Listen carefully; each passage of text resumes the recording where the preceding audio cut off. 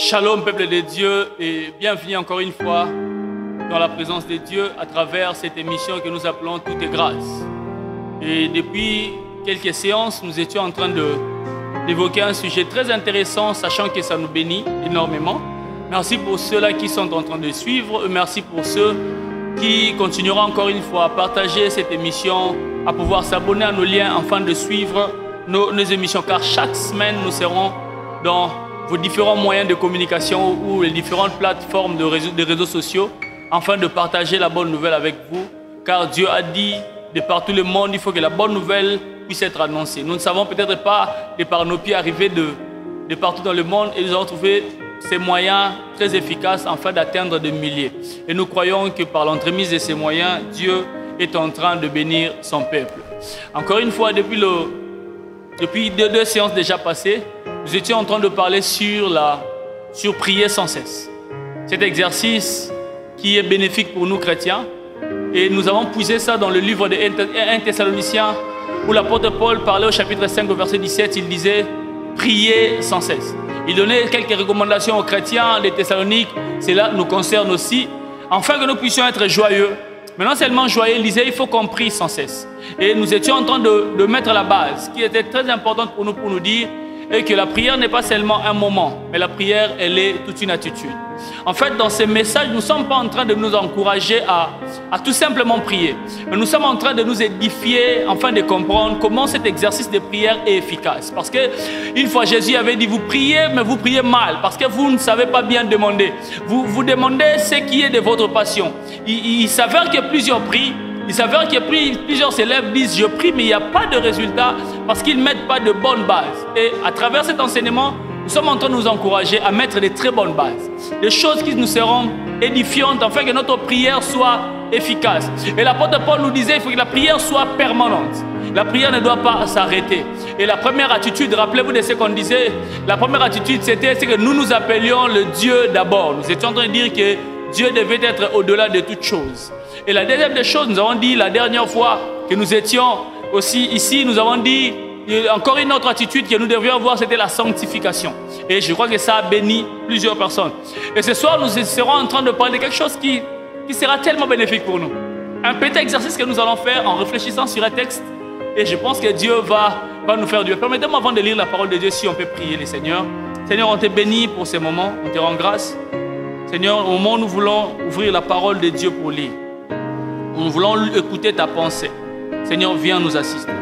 Bénis chacun de nous, oh Dieu, qui est en train de nous suivre. Que ces moments ne soient pas vils, non pas un moment vain, mais un moment bénéfique, où tu accompliras des choses qui vont toucher même notre éternité. Fais-les, oh Dieu. Dans le nom de Jésus, nous avons ainsi prié. Amen.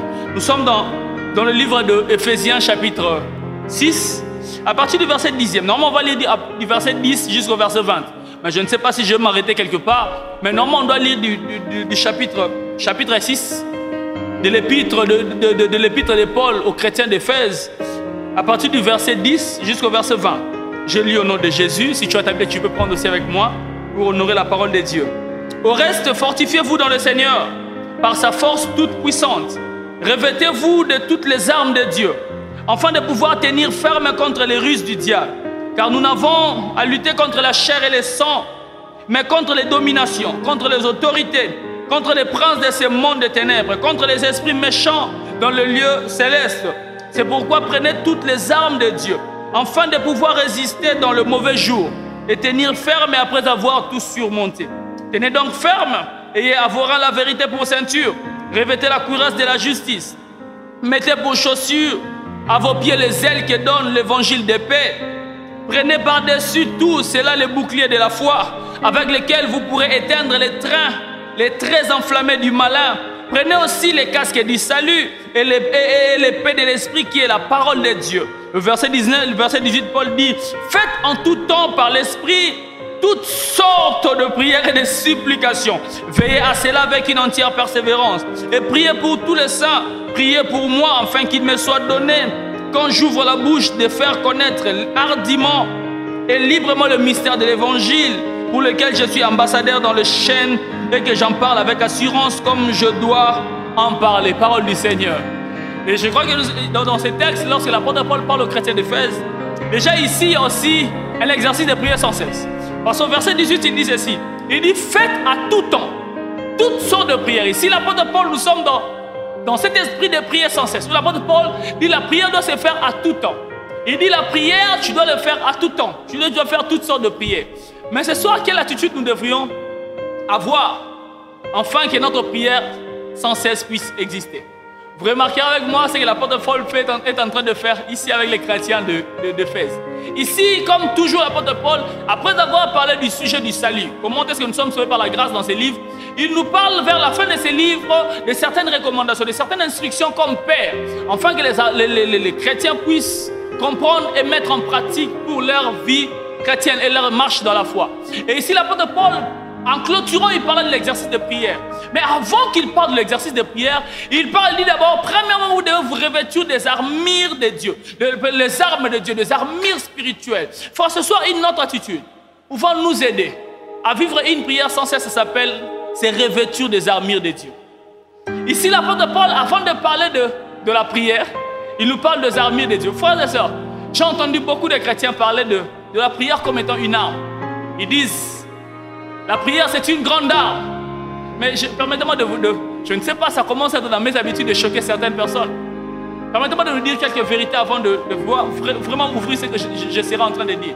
Vous devriez noter ceci. La prière n'est pas une arme spirituelle pour les chrétiens. Ok, je dois encore le répéter. La prière n'est pas une arme spirituelle pour le chrétien, pour les enfants de Dieu. Quand vous lisez ici les armes que Paul nous parle, Paul ne cite pas la prière. Paul cite par exemple la foi. Paul cite plutôt la cuirasse de la justice. Paul parle de l'épée, de la parole de Dieu. Paul parle du salut, parle du zèle de l'évangile. Nullement l'apôtre Paul parle de la prière. Frère, la prière n'est pas une arme spirituelle pour les enfants de Dieu. La prière n'est pas une arme.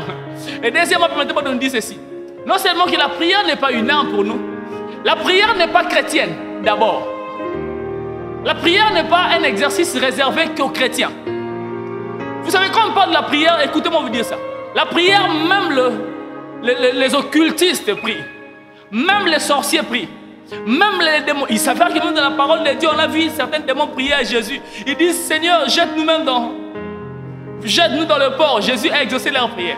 Même les démons prient. Vous appelez peut-être invocation, vous appelez envoûtement, vous appelez ça envoûtement, vous appelez ça, je ne sais pas moi, quelque chose que vous appelez, mais ça s'appelle la prière. La prière n'est pas l'apanage d'abord de chrétiens. La prière n'est pas le domaine qui est réservé seulement à nous chrétiens. Parce que nous ne sommes pas seuls à prier. Les musulmans prient. Les kimbanguistes prient. Toutes les confessions religieuses prient aussi. Pour dire la prière n'est pas d'abord pour nous. Quand l'apôtre Paul parle, ici, remarque ce que l'apôtre Paul dit. L'apôtre Paul parle d'abord des armures de Dieu. Et puis, lorsqu'il finit de parler des armures de Dieu, c'est alors que l'apôtre Paul parle de la prière. L'apôtre Paul dit ceci. Nous sommes dans un temps de combat. Nous sommes dans un temps de bataille. Mais vous devriez vous revêtir des armures afin de pouvoir commencer à combattre. En fait, écoute-moi. La bataille spirituelle en tant qu'enfant de Dieu ne se fait pas avec la prière. Mais la bataille spirituelle se fait dans la prière. En quelque sorte, pour vous expliquer ceci. Si la prière n'est pas une arme, qu'est-ce que la prière alors? La prière, c'est comme un champ de bataille. La prière, c'est comme un endroit. C'est comme un domaine dans lequel tous nous nous trouvons. Dans la prière, il y a des esprits mauvais qui se trouvent. Vous remarquerez des fois, ça vous arrive. Pendant que tu pries, tu ressens l'oppression démoniaque. Pendant que tu pries, tu ressens les mauvaises sensations du diable. Le diable t'attaque pendant que tu pries. Pourquoi? Parce que dans le domaine de la prière, qui est le domaine spirituel, ne se trouve pas seulement nous chrétiens. Se trouvent toutes sortes d'esprits. L'apôtre Paul dit ceci. Avant de pouvoir entrer dans le champ de bataille qui est la prière c'est le champ de bataille. Ce n'est pas une arme, mais un domaine dans lequel nous livrons le combat. Avec les mondes occultes, avec les esprits mauvais. L'apôtre Paul dit ceci. Avant de pouvoir entrer dans le domaine du combat, avant de pouvoir entrer dans le champ de bataille, tu dois te revêtir d'abord de l'armure. Oh my God. Il dit, avant de pouvoir entrer, de livrer la bataille, frère, écoute-moi, la bataille ne se livre pas parce que tu as la capacité de te battre.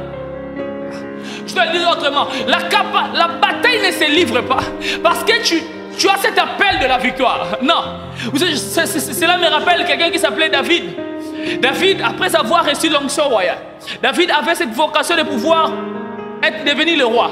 David avait même des exploits ayant fait dans la brousse. Il a combattu. Mais il s'est fait que David, lorsqu'il voulait combattre Goliath, après que Saül l'ait choisi, Saül a dit, mon fils, vas-y. Mais avant de le libérer pour le champ de bataille, Saül a dit, mon fils, viens.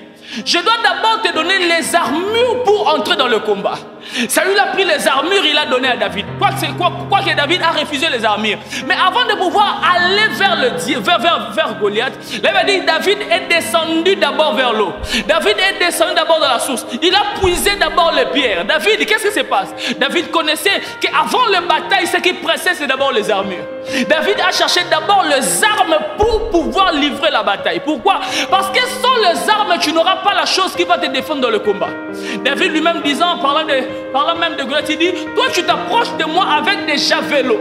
Toi tu t'approches de moi avec des armes. Pourquoi? Parce que quand tu veux combattre, il faut être armé. Il y a plusieurs personnes qui ont des désirs de prier. Mais le plus grand problème dans la prière, ils ne sont pas armés. Il y a plusieurs personnes qui sentent qu'il y a le combat, qui disent qu'il y a la bataille, ils veulent directement plonger dans la prière. Ils échouent. Pourquoi? Parce qu'avant de pouvoir plonger dans la bataille, il faut d'abord porter les armes. Car la bataille est... Comment dire? La bataille nous appelle à pouvoir nous défendre à travers les armes. Imaginez que tu sois un militaire, qu'on t'envoie dans un combat sans pourtant te donner une arme. On t'envoie dans une suicide. Quand on veut t'envoyer dans une bataille, on est censé non seulement de te former, mais de t'équiper. Voilà pourquoi même Jésus-Christ l'avait dit, après avoir pris l'avait dit, il a été revêtu de l'Esprit. Oh my God. Jésus-Christ n'a pas commencé le ministère pour commencer. Avant de commencer le ministère, il a d'abord porté l'armure. Il a été d'abord revêtu. Pourquoi? Parce qu'il savait, ici ce n'est pas facile. Il doit y avoir le combat. Et moi je dois être prêt avec une armure. Frère, vous allez prier mais vous n'êtes pas armé. Vous allez tellement prier, vous allez dans des montagnes, vous allez n'importe où pour prier, mais vous n'êtes pas armé. Le plus grand problème avec vous, ce n'est pas la prière, mais c'est l'armure dans laquelle vous entrez dans la prière. Il y a plusieurs frères qui ont la volonté de prier. Écoute-moi, la volonté de prier seule ne suffit pas. La victoire ne vient même pas parce que tu as la volonté de prier. Parce que tu te lèves la nuit, il y a plusieurs personnes qui se lèvent directement. J'attaque, je ligote. Frère, vous ligotez avec quelle arme? Vous détruisez avec quelle arme? Parce que sans arme, tu ne sauras pas batailler. Qui dit bataille, qui dit arme? Qui dit prière, qui doit être armé? Vous détruisez avec quelle arme? Parce que sans arme, tu ne sauras pas batailler. Qui dit bataille, qui dit arme? Qui dit prière, qui doit être armé? L'apôtre Paul, le sachant, il dit aux chrétiens, revêtez-vous d'abord de toutes les armes de Dieu. Avant toute chose, frère, tu dois te revêtir. Est-ce que tu es revêtu avant de pouvoir t'attaquer dans la prière? Il y a plusieurs frères qui se lèvent. Ils ont beaucoup de problèmes dans la vie, mais ils ne sont pas revêtus. Ils ne portent absolument rien avec eux. Voilà pourquoi Jésus-Christ a dit aux apôtres, ne partez pas encore à Jérusalem. Il dit, ne commencez pas encore l'évangile, attendez. Jusqu'à ce que je vous donnerai l'armure. Oh my God. Je prie dans le nom de Jésus qu'à chaque fois que tu te lèveras pour un besoin de prière, que Dieu puisse te revêtir de ses capacités. Que tu n'entres pas dans le champ pour entrer, mais que tu entres comme un... Oh my God. Que tu n'entres pas comme un chrétien, mais tu entres comme un combattant. Que tu n'entres pas comme un simple enfant de Dieu, mais tu entres comme un guerrier. Quelqu'un qui est prêt pour la bataille. Parce qu'il y a plusieurs qui entrent dans le combat sans pour autant être revêtus. L'apôtre Paul a dit, revêtez-vous d'abord des armes de Dieu. La première des choses que je dois faire, c'est de pouvoir me revêtir. C'est de pouvoir chercher d'abord les armures qu'il faut afin de pouvoir batailler. Pourquoi? Retenez ceci, je ne serai pas long. Écoute-moi, pourquoi est-ce que nous devons nous revêtir? J'étais en train de le dire parce que la bataille exige l'armement, bien sûr. Vous savez, des fois, notre pays, le Congo, parmi les premières choses qu'on fait pour rendre une armée tellement puissante, on équipe cette armée avec les armures. Vous voyez, notre armée, avant de pouvoir lancer, je ne sais pas moi quoi, avant de pouvoir dire aux soldats, allez batailler, on dit, venez d'abord. On leur donne des armures. Allez combattre, mais ayez suffisamment d'armures. Pourquoi? Parce que quand vous combattez avec un autre pays, qui est plus armé que vous, vous serez défaillant dans le combat. Pourquoi? Parce que quand tu es moins... Imagine que tu viens au combat, tu n'as qu'un couteau. Alors que l'autre personne a un Uzi, je ne sais pas comment on l'appelle, un Kalachnikov. Frère, tu ne vas même pas faire l'affaire. Il va directement, et tu meurs. Pourquoi? Ce n'est pas parce que tu n'as pas envie d'aller combattre, mais parce qu'il est mieux équipé, mieux armé que toi. Le plus grand problème de plusieurs chrétiens, ce n'est pas la prière, ce n'est pas le combat, mais ils ne sont pas armés suffisamment. L'apôtre Paul dit, revêtez-vous de toutes ces armures, soyez prêts pour le combat, ayez l'armure. Pourquoi? Parce que vous devez le savoir, que l'armement, ou bien l'armure, identifie l'appartenance de quelqu'un. Je dois le dire comme ça. Vous savez, quand il y a une armée, vous devez comprendre, chaque armée, ce qu'il fait, il choisit sa tenue spécifique. Enfin que lorsque tu vas dans le combat, on doit identifier ton camp en fonction de l'armure que tu portes. Un phare d'essai ne porte pas la même tenue qu'un soldat rwandais. Oh my God. Un soldat rwandais ne porte pas la même tenue qu'un soldat américain. On fait de telle enseigne que dans une armée, on choisit l'armure qui est spécifique. Frère, écoute-moi, à travers l'arme qu'on porte, on peut identifier même le pays dans lequel tu te trouves. À travers la tenue que tu portes, on peut identifier. Écoute-moi, à chaque fois que tu t'es rêvé de l'armure de Dieu, quand tu entres dans le combat, on sait déjà où tu... Oh my God. Écoute-moi, il y a plusieurs personnes, lorsqu'ils vont combattre, le diable le regarde et dit, je ne vois rien de lui, je ne sais même pas qui il est. Mais lorsque tu es revêtu de l'armure de Dieu, quand tu entres dans le champ de prière, les démons ont peur, non pas parce que tu viens prier, parce qu'ils voient le salut, ils disent non, lui il est sauvé. Parce qu'ils voient la vérité, ils disent non, lui il marche dans la vérité. Parce qu'ils voient les... Lorsqu'ils voient l'armée, ils comprennent que tu es l'enfant du roi de gloire. Tu es le soldat de Jésus-Christ. Ils se rappellent de la croix et disent non, non, je ne peux pas les toucher. Parce qu'il est de la même race que celui qui m'a vaincu à la croix. Frère, il y a plusieurs qui entrent sans armure. On ne sait pas les identifier. On ne sait pas tu es qui. Vous savez, ils s'appelaient les fils d'Eskeva. Ils sont entrés dans le champ de combat avec les esprits mauvais. Ils ont commencé à batailler et les démons leur disent, vous savez, ils ont prié, mais les démons n'ont pas d'abord suivi la prière. Les démons ont d'abord identifié avec qui ils vont combattre. My God. Lorsque les fils d'Eskeva venaient, les démons ne sont pas encore agités. Pourquoi les démons, lorsque tu arrives, ils regardent d'abord, il est qui? Et les démons disent, nous connaissons Paul. Nous connaissons Paul. Nous connaissons aussi Jésus que Paul prêche. Mais vous, nous ne vous connaissons pas. Ils sont dans la prière, mais ils ne sont pas armés. Ils sont dans la prière, mais ils ne portent aucune armure. Et ils ne sont pas identifiables. Les démons les ont tabassés dans la prière. Pourquoi? Parce qu'ils n'étaient pas armés. Parce qu'ils ne savaient pas porter l'armure qu'il fallait. Il y a plusieurs frères qui vont dans la prière, alors qu'ils ne sont pas armés. Il y a plusieurs qui vont dans la prière, alors qu'ils n'ont pas la foi. Ils ne croient en rien. Il y a plusieurs qui vont prier alors qu'ils ne sont pas encore sauvés. Ils ne cherchent pas d'abord le salut. Il y a plusieurs qui vont prier. Ils ne portent pas la vérité lorsqu'ils vont prier. Il y a plusieurs lorsqu'ils vont prier. Ils ne portent pas la justice que Dieu leur a accordée à la croix. Il y a plusieurs lorsqu'ils vont prier, frère. Ils n'ont pas les ailes pour l'évangile. Ils n'ont pas de tenue. Le diable ne sait pas les identifier. Frère, tu es un infiltré. Tu es un mercenaire. Parce que tu n'as pas de tenue adéquate. L'apôtre Paul a dit, nous qui sommes enfants de Dieu, nous devons d'abord nous revêtir des armures.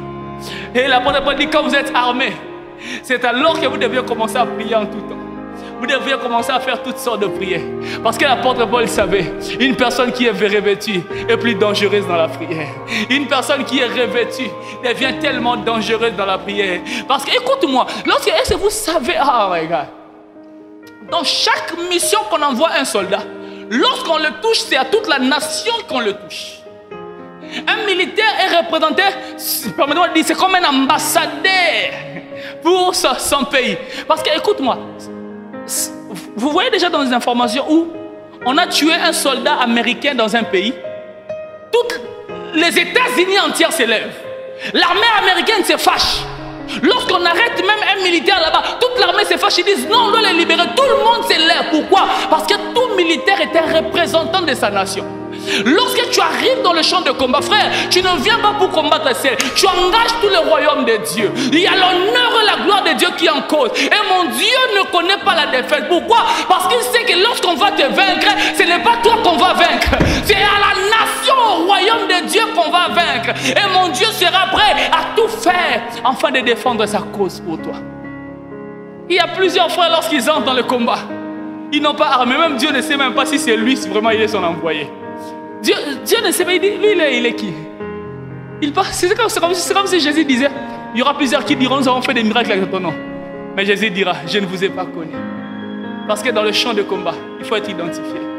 Tu appartiens à qui? Quelle armure tu portes quand tu es dans le combat? Tu viens prier, mais tu portes l'armure de l'impudicité.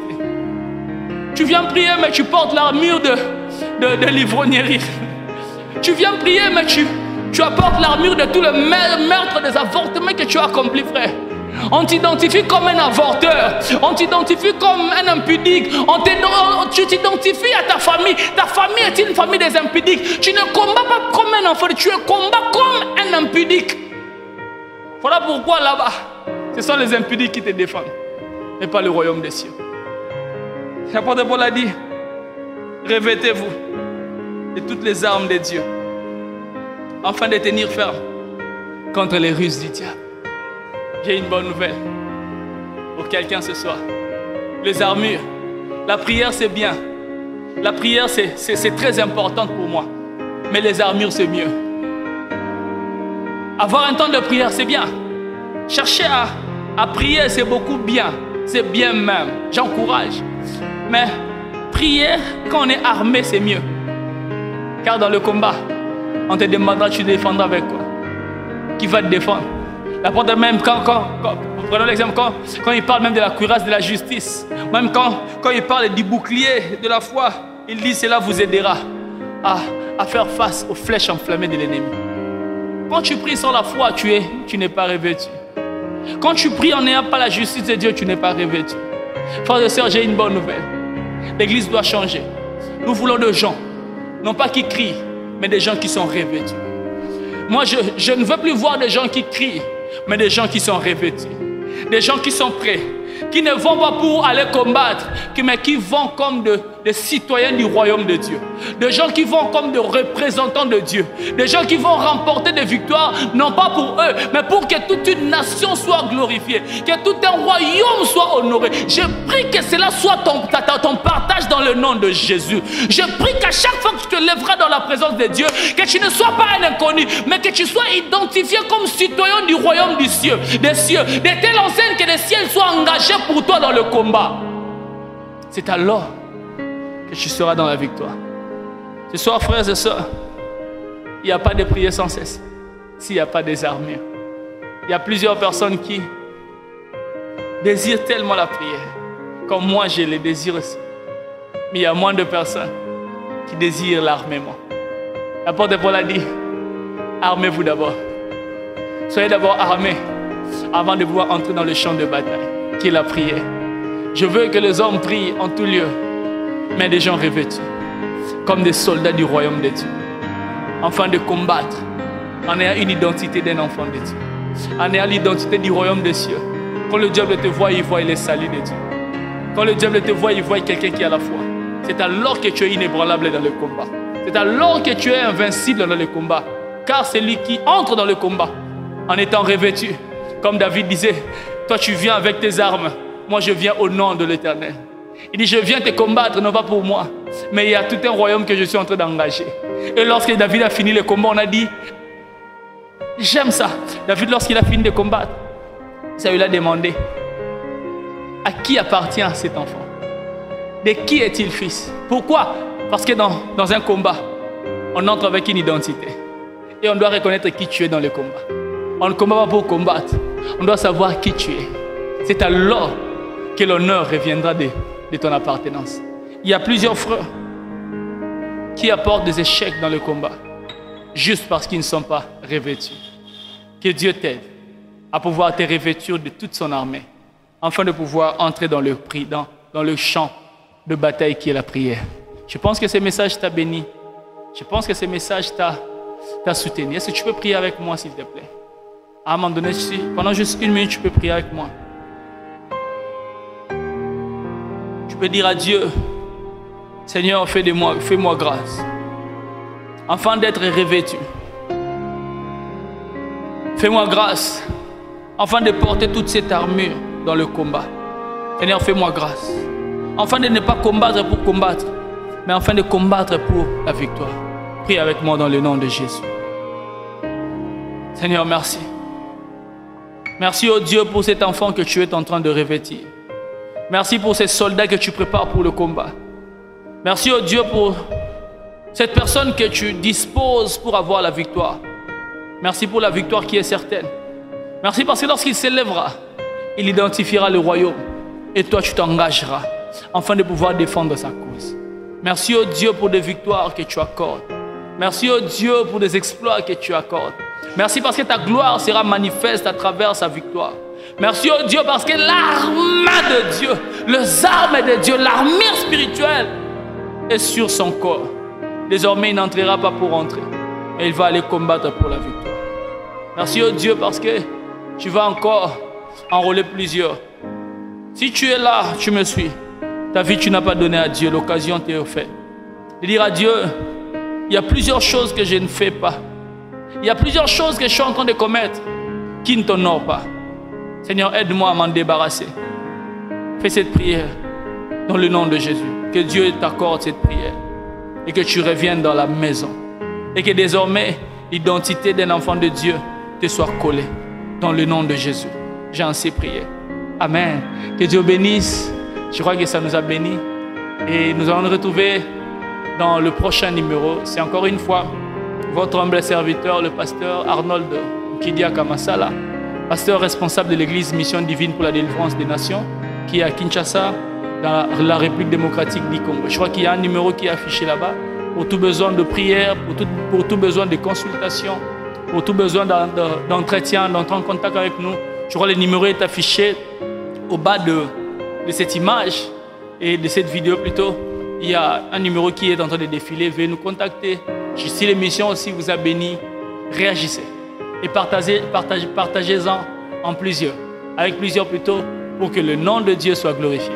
Que Dieu bénisse et on se retrouve à la prochaine. Merci beaucoup.